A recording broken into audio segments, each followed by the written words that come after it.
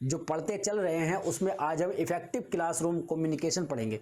जो क्लासरूम के अंदर कम्युनिकेशन होता है और इफेक्टिव कम्युनिकेशन क्या होता है उसके बारे में जानेंगे। उसमें जो जो पॉइंट हैं उनके बारे में जानेंगे। हर एक पॉइंट को कॉपी पे नोट डाउन करते रहना, क्योंकि बहुत इंपॉर्टेंट पॉइंट है। क्योंकि ये चीज़ आगे जाकर के जो तुम करने वाले हो, जो तुम पढ़ाई करने वाले हो, जो तुम आगे प्रोफेसर बन के पढ़ाने वाले हो क्लास में जाके, क्लासरूम में किस तरह से हमें इफेक्टिव कम्युनिकेशन करना है, क्लास में किस तरह से हमें बच्चों को समझाना है, क्लास में किस तरह से हमें बच्चों को एक मतलब कोई भी कॉन्सेप्ट अच्छे से समझाना है, तो इन सभी चीज़ों को मिला करके हमारा इफेक्टिव कम्युनिकेशन बनता है। और यही चीज़ हमें आगे जाके बहुत अहम रोल निभाने वाली है।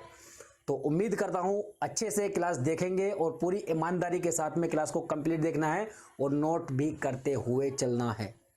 तो शुरू करते हैं आज का जो सेशन है। उससे पहले अपने सभी दोस्तों तक इस क्लास को शेयर करो ताकि वो लोग भी अपने इस क्लास से जुड़ सकें और अपनी तैयारी को बेहतर कर सकें और हमें भी थोड़ा सा मोटिवेशन मिल सके। क्योंकि तो देखो, हमारा जो मोटिवेशन है वो हमारा मोटिवेशन यही है, तुम जो शेयर करते हो, जो तुम सब्सक्राइब करते हो, जो तुम लाइक कमेंट ये सब करते हो, और इसी से बेहतर कंटेंट आपके पास पहुंचाने की हम कोशिश बार बार करते रहते हैं।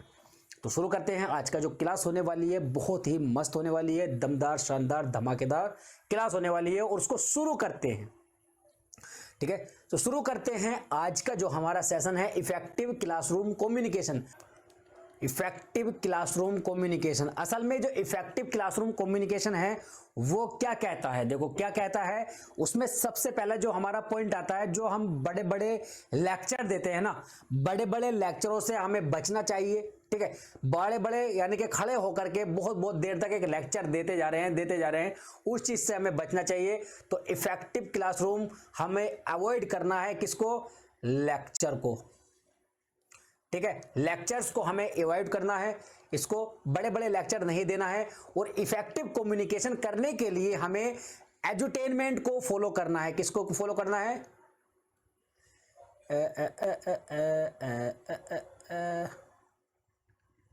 फॉलो किसको करना है, हमें एजुटेनमेंट को। किसको करना है, एजुटेनमेंट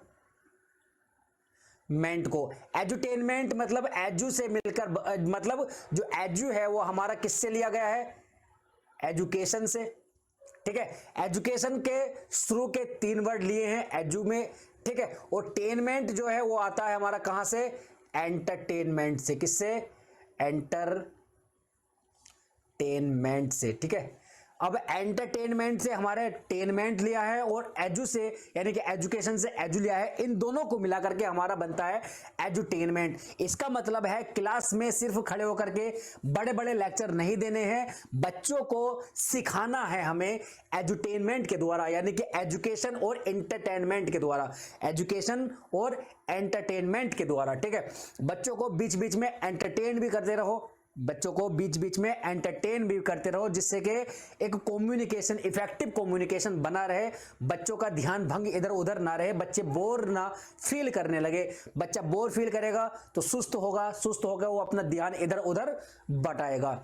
तो ये सब ना हो पाए इसलिए हमें जो फॉलो करना है वो हमें क्या फॉलो करना है, एजुटेनमेंट को। किसको फॉलो करना है, एजुटेनमेंट को। ठीक है, लेक्चर्स, जो बड़े बड़े लेक्चर्स होते हैं उनको अवॉइड करना है, और जो हमारा एजुटेनमेंट है और एजुकेशन के साथ साथ हमें क्या, एंटरटेनमेंट को भी फॉलो करना है। इससे हमारा इफेक्टिव क्लासरूम कम्युनिकेशन बना रहता है, बरकरार रहता है। समझ में आया। अगला पॉइंट देखें, चलो अगला पॉइंट देखते हैं। अगला पॉइंट क्या है, अगला पॉइंट होता है टीचर एंड स्टूडेंट जो होते हैं, टीचर प्लस स्टूडेंट। टीचर और स्टूडेंट के बीच में जो लैंग्वेज टोन होती है ना, लैंग्वेज टोन वो अस्पष्ट शब्दों से बचनी चाहिए। अस्पष्ट शब्दों से मतलब अनक्लियर्ड जो वर्ड्स होते हैं, ऐसे वर्ड्स जिनका अर्थ हमें समझ नहीं आता हो, जो सुनने में अनक्लियर्ड लगे, साफ साफ समझ ना आए, तो ऐसे वर्ड्स से, ऐसे शब्दों से टीचर को भी बचना चाहिए और जो हमारे स्टूडेंट्स हैं उनको भी ऐसे वर्ड्स से बचना चाहिए। वो जो क्वेश्चन करेंगे या जो भी कम्युनिकेट का जो फीडबैक देंगे या फीडबैक में कुछ प्रतिक्रिया करेंगे, उन सभी में ऐसे वर्ड्स स्टूडेंट भी ना यूज यूज करें उनको भी बचना चाहिए, और टीचर तो बिल्कुल ना करे ऐसे वर्ड्स यूज। ठीक, समझ में आई? ऐसे कोई भी वर्ड जिनका अर्थ भी साफ साफ समझ ना आए और को सुनने में भी साफ साफ ना लगे। ठीक है, तो ऐसे वर्ड से, यानी कि जो लैंग्वेज टोन होती है, लैंग्वेज टोन को भी अनक्लियर्ड नहीं रखना चाहिए, वो बिल्कुल एकदम क्लियर होनी चाहिए। ठीक है, ऐसे वर्ड से ही बचना चाहिए, और जो लैंग्वेज टोन होती है उसको भी एकदम बढ़िया रखना चाहिए, लाउड नहीं होने चाहिए। बच्चे को ऐसा ना लगे कि हाँ, बच्चे को ऐसा ना लगे कि हाँ, जो टीचर हैं, जो मास्टर साहब हैं हमारे, जो मैम हैं, वो गुस्सा कर रही हैं, चिड़चिड़ी हो रही हैं, ऐसी नहीं। कभी कभी होता है ऐसा, जो एक टोन होती है ना, एक रीजनल जो होता है, क्षेत्रीय भाषा का भी, जो रीजनल लैंग्वेज होती है ना, उसका भी टोन पर असर पड़ता है। जैसे कि खड़ी बोली में अगर हम देखें, खड़ी बोली में अगर हम देखें तो उसमें थोड़ा सा जो टोन होता है वो अक्कड़पन का होता है खड़ी बोली में। तो या हरियाणवी भाषा में देखें, अगर नॉर्मल भाषा का जो बंदा होगा, अवधी का हो या फिर पूर्वी हिंदी में कोई किसी का भी हो, अगर वो हरियाणवी बंदे से किसी से भी बात करेगा, हरियाणवी बंदा जो होगा अपनी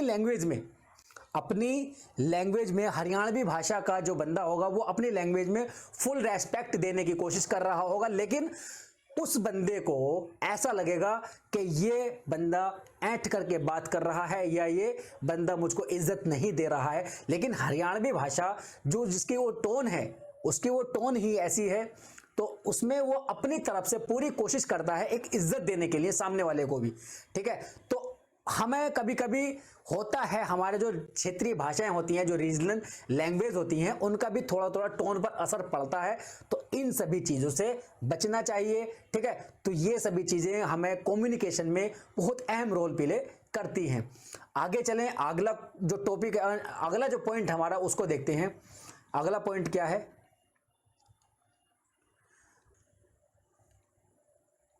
लिसनिंग, यानी कि सुनना। ठीक है, सुनना। अब जो सुनना होता है, जो लिसनिंग होता है, ये भी हमारी जो कम्युनिकेशन है, इफेक्टिव कम्युनिकेशन में बहुत ही अहम रोल प्ले रखता है। क्योंकि अगर तुम कुछ भी तरह से, किसी भी तरह से कम्युनिकेट करने के लिए अपनी इंफॉर्मेशन को शेयर करते रहो, सामने वाला सुनने को तैयार ही नहीं है, या वो सुन ही नहीं रहा, या फिर उसको सुनने में कुछ डिफिकल्टी है, तो वहां तुम्हारा जो कम्युनिकेशन है वो एक बैरियर का काम हो, वहां ये चीज बैरियर का काम करेगा और अच्छा कम्युनिकेशन नहीं हो पाएगा। जो सुनना है, जो सुनने वाला है, जो रिसीवर है, जो डिकोडर है, उसको भी प्योरली एक्टिव होना चाहिए कम्युनिकेशन को सुनने के लिए। ठीक है, तो ये चीज हो गई। अगला पॉइंट है, अगला पॉइंट हमारा आता है, यदि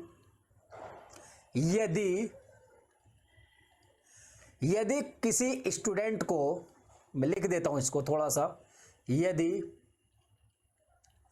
किसी स्टूडेंट को सुनने में नहीं, सुनने वाला तो हो गया ना,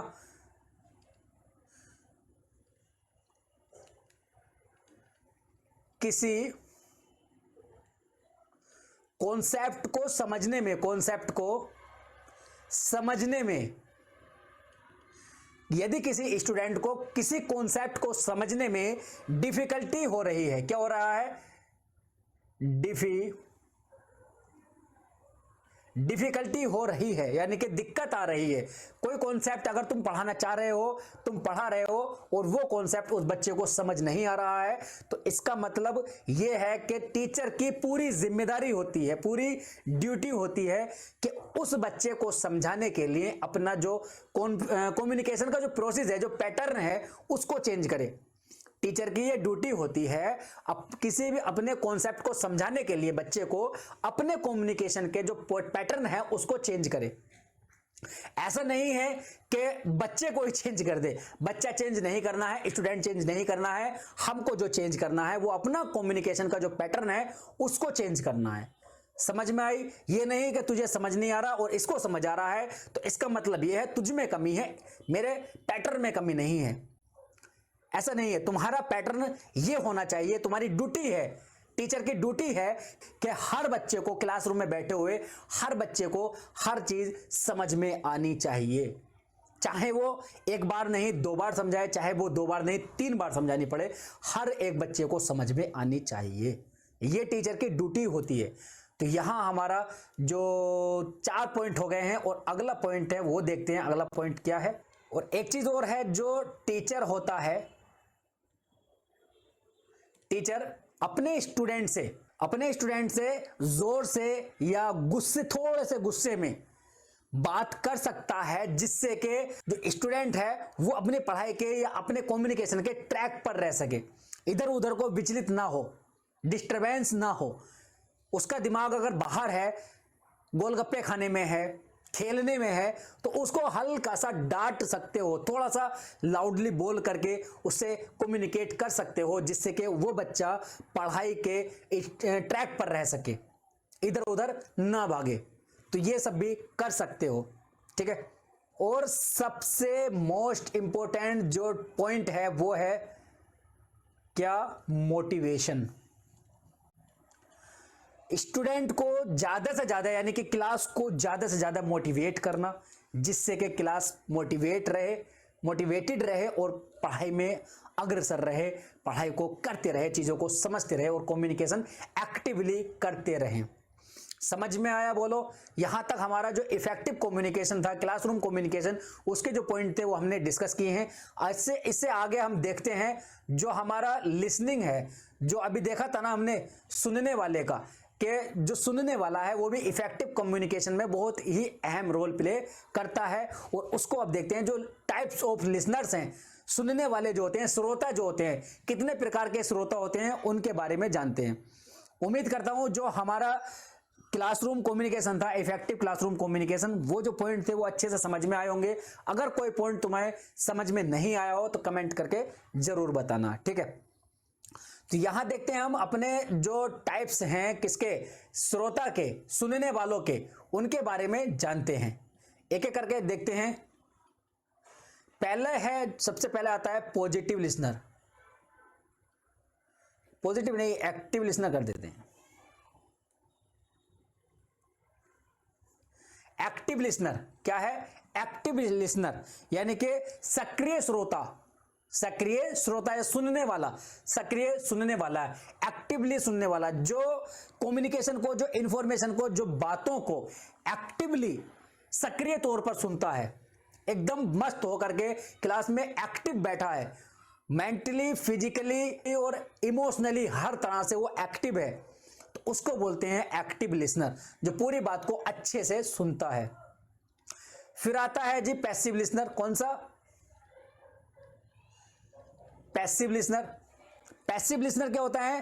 पैसिव लिसनर होते हैं जो क्लास में सक्रिय नहीं है, अक्रिय बैठे हुए हैं, उनका ध्यान कहीं और है, बैठे क्लास में है, ठीक है, बैठे वो फिजिकली तो क्लास में है, फिजिकली क्लास में है, लेकिन वो मेंटली और इमोशनली कहीं और है, ठीक है, वो कहीं और है, गोलगप्पे खाने में है, खेलने में है, ठीक है, चाउमीन खाने में है, किसी भी काम में बाहर है, क्लास में उसका दिमाग नहीं है, तो वो होता है पैसिव लिसनर, ठीक है। अब देखते हैं जो हमारा आता है नॉन लिसनर वाला। नॉन लिसनर, नॉन लिसनर मतलब ये होते हैं, ये गैर श्रोता होते हैं, गैर सुनने वाले, यानी कि इनके सामने तुम कुछ भी कहो, किसी भी वे में कहो, किसी भी इंफॉर्मेशन को कहो, इनको सुनना ही नहीं है, ये सुनना ही नहीं चाहते। क्या? ये सुनना ही नहीं चाहते, इनको कुछ भी कहो, ठीक है, सुनना ही नहीं चाहते। जैसे कि मान के चलो, एक एग्जांपल है, एक बंदा, यहां देखो, पार्टी का किसी का नाम नहीं लूंगा मैं, ए बी करके करूंगा, ठीक है, पार्टी ए, पार्टी बी। एक बंदा पार्टी ए को फॉलो करता है और एक बंदा पार्टी बी को फॉलो करता है, ठीक। पार्टी ए को फॉलो करता है, पार्टी बी को फॉलो करता है, लेकिन पार्टी बी को फॉलो करने वाला जो भी बंदा है, ठीक है, पार्टी बी को फॉलो करने वाला जो बंदा है वो ए की बातों को सुनना ही नहीं चाहता। पार्टी ए वाला जो बंदा है वो अपनी बात को तर्क के अनुसार कहता है कि जो तुम्हारी पार्टी बी है, ये मानता हूं मैं, कुछ काम अच्छे कर रही है, लेकिन इसने ये काम जो किया है वो ऐसा नहीं, ऐसा होना चाहिए था, ये काम जो किया है वो ऐसा नहीं, ऐसा होना चाहिए था, ठीक है। तो यहां जो पार्टी बी वाला जो बंदा होगा, जो पार्टी बी को फॉलो कर रहा होगा, वो इसकी बातों को सुनेगा ही नहीं, इग्नोर करेगा, क्योंकि उसके काम की बात है नहीं, वो उसके फॉलोअर जो पार्टी है उसके खिलाफ बातें कर रहा है, तो वो उसकी बातों को सुनेगा ही नहीं। कुछ भी कहते रहो, कुछ भी कहो, सुनना ही नहीं है। ठीक है, तो यहां ये होता है नॉन लिसनर, कुछ भी कहो सुनना ही नहीं है। ठीक है, अब आता है हमारा जो है पुअर लिसनर। कौन? Poor listener. पुअर लिसनर वो होते हैं जो सुनना तो चाहते हैं लेकिन वो किसी वजह से, किसी समस्या के कारण सुन नहीं पाते। किसी वजह से, किसी समस्या के कारण वो सुन नहीं पाते। कुछ दिक्कत मान सकते हो, कुछ डिफिकल्टी मान सकते हो, कोई भी वजह हो सकती है, लेकिन वो सुन नहीं रहे, सुनना चाहते हैं। तो ये होते हैं पुअर लिसनर, कमजोर श्रोता। ठीक है, अब इसके बाद में आते हैं हमारे जो पॉजिटिव लिसनर हैं। कौन? Positive listener. पॉजिटिव लिसनर मतलब जो भी इंफॉर्मेशन उनको सुनाई जाती है, जो भी इनसे कम्युनिकेशन होता है, वो हर एक बात को, हर एक इंफॉर्मेशन को पॉजिटिवली लेते हैं। अगर उनसे कहा जाए कि ये बात ऐसे है और ऐसे होनी चाहिए, हाँ ठीक है, ये बात ठीक है, ऐसे ही होनी चाहिए और ये तथ्य के अनुसार भी वैसे ही होनी चाहिए, तो ये वो बोलते हैं पॉजिटिव वाले। लेकिन एक और आते हैं इनके अपोजिट भाई, कौन है? समझ गए होगे, नेगेटिव लिसनर। नेगेटिव लिसनर ये वो होते हैं जो हर एक बात में कमी ढूंढते हैं। उनसे कोई भी बात, किसी भी तरह की अच्छी या बुरी कुछ भी कह लो, उनको कमी ही ढूंढनी है। ये जैसे आलोचना वाले होते हैं ना, क्रिटिसाइज करने वाले जो लोग होते हैं, जो दूसरों को क्रिटिसाइज करते हैं, जो क्रिटिसाइज करते हैं उनके अंदर यही चीज होती है, वो यही वाले होते हैं। उनके सामने कोई भी बात कहो, चाहे वो पॉजिटिवली हो, चाहे वो कैसी भी हो, काम की हो या ना हो, उसके अंदर भी वो कमी ढूंढना चाहते हैं। उसके अंदर भी कमी ढूंढना चाहते हैं कि यार ये बात इसने कही है तो क्यों कही है, और इसके अंदर क्या क्या खामियां हो सकती हैं। तो ये बात होती है नेगेटिव लिसनर वालों के अंदर। ठीक है, यहां तक कितने हो गए हमारे? 1 2 3 4 5 और 6। ठीक है, 6 हो गए हैं। आगे देखते हैं। 7 नंबर पे हमारा आता है पॉजिटिव नेगेटिव हो गए ना, अग्रेसिव लिसनर। अग्रेसिव लिसनर मतलब उत्तेजनात्मक, क्या? गुस्सैल। तो ये होते हैं जब इनसे कोई बात कही जाती है या इनके पास जो इंफॉर्मेशन शेयर की जाती है, तो ये सामने वाले की जो कम्युनिकेट कर रहा है, जो सेंडर है, उसकी बात को, उसके मैसेज को, इंफॉर्मेशन को पूरा नहीं होने देते हैं। उसकी बात को, उसके इंफॉर्मेशन को पूरा नहीं होने देते हैं। पूरा होने से पहले ही एकदम से उस पर टूट पड़ते हैं, अपना जवाब दे देते हैं। एकदम से टूट पड़ते हैं और अपना जवाब दे देते हैं। जैसे कि क्वेश्चन होता है ना, क्वेश्चन होता है कि निम्न में से कौन सा सत्य नहीं है। निम्न में से एक क्वेश्चन आता है, निम्न में से कौन सा सत्य नहीं है। नोट लगा हुआ है, नहीं लगा हुआ है, लेकिन ये क्या होता है, ये पढ़ते हैं पूरा यहां तक, निम्न में से सत्य, पीछे है नहीं पर ये ध्यान ही नहीं देते, नोट पर ध्यान नहीं देते और नीचे आते हैं, सबसे पहला ऑप्शन देखते हैं, हाँ ये तो है, ये तो सत्य है, टिक करा, कहानी खत्म। वो सही सारे ढूंढ देते हैं और आंसर होता है उनका गलत। अब घर आकर के वो नंबर जोड़ लेते हैं कि यार ये तो बाद में जब आंसर की आती है, ओहो ये तो गलत हो गया, इसमें तो नहीं लिखा हुआ था, नोट था, हम तो सही कर गए। तो यहां होती है अग्रेसिव लिसनर। पूरी बात को सुने बिना अपना उत्तर दे देना। कोई कुछ कह रहा है तुमसे, उस पर टूट पड़ो एकदम से, बस कि तूने ऐसा कहा क्यों। अब पूरी बात तो सुन ले, उसने कहना क्या चाह रहा है वो। ठीक है, तो ये होते हैं अग्रेसिव लिसनर। 8 नंबर पे है, 8 नंबर पे होते हैं हमारे सूडो। ये होता है सूडो लॉजिकल लिसनर।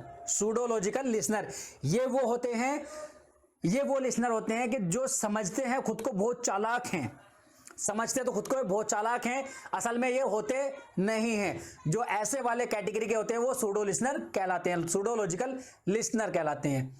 ठीक है, अब लास्ट हैं लास्ट तुम्हें हर जगह मिल जाएंगे